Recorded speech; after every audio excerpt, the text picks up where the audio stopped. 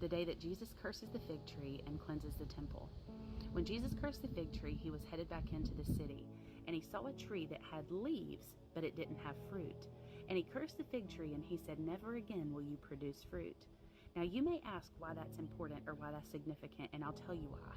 It tells us that it's important to Jesus for us to bear fruit.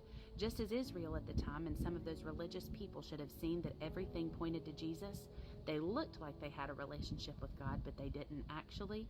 It's the same exact way. We as Christian religious people should be producing fruit in our lives, and if we're not, something is wrong.